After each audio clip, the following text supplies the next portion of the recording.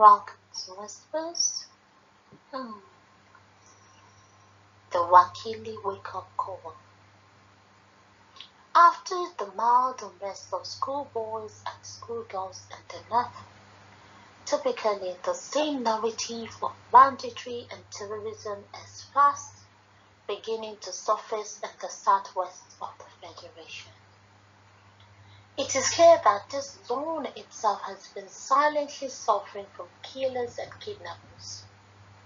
It's a done deal that it's not only the North that has exclusively been experiencing mutating monopolization after all, especially with the wake of Wakili and the growing discourse of insecurity in the polity.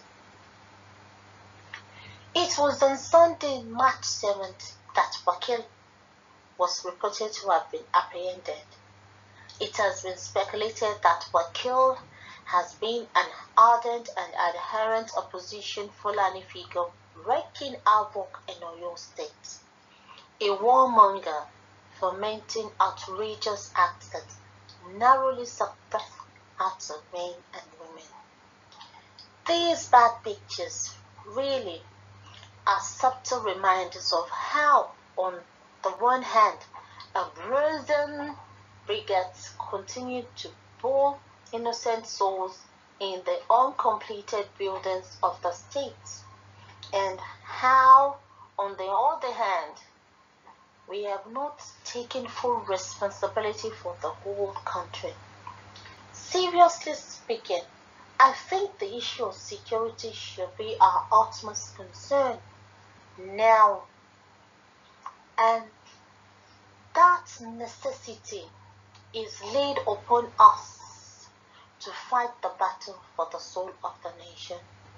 Many people would immediately admit wrongly that fighting the battle for the soul of the nation is only an American dictum of restoring peace and order, tolerance and equity.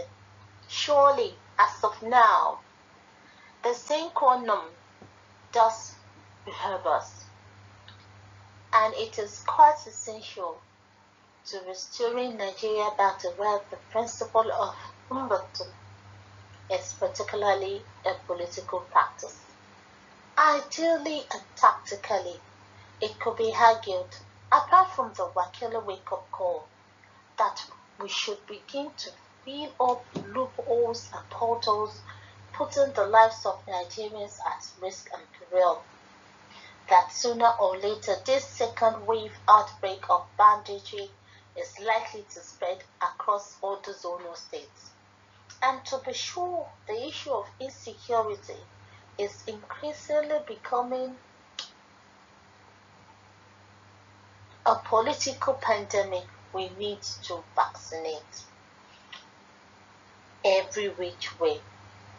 It wouldn't have been a success story when vaccines are being distributed, pari passu, people being vaccinated, and yet something somewhere similar to COVID-19 and the character and composition is claiming the lives we seem to be saving.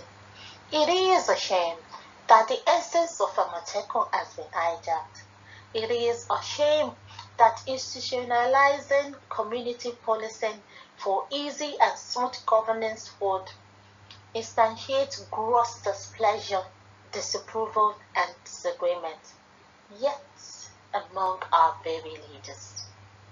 It was Attorney General of the Federation and Minister of Justice, Mr. Abubakar Malami, who declared how counterproductive constitutionally the establishment of Amatekun is.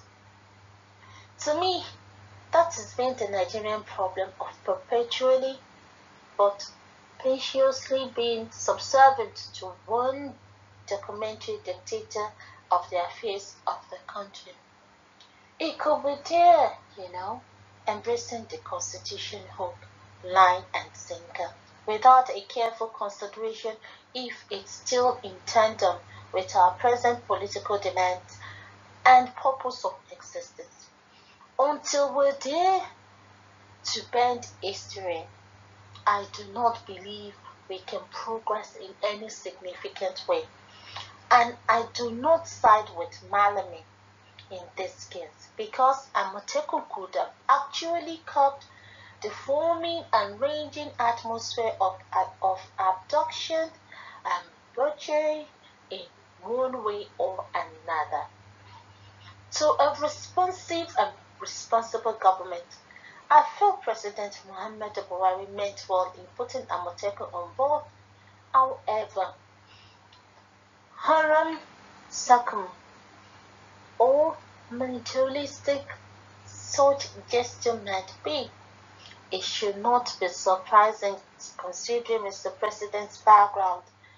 The rebuttal should have been a behind closed doors or corridors of power reconciliation over time, and not overwhelmingly overthrowing even publicly the intentionality and intensity behind the creation.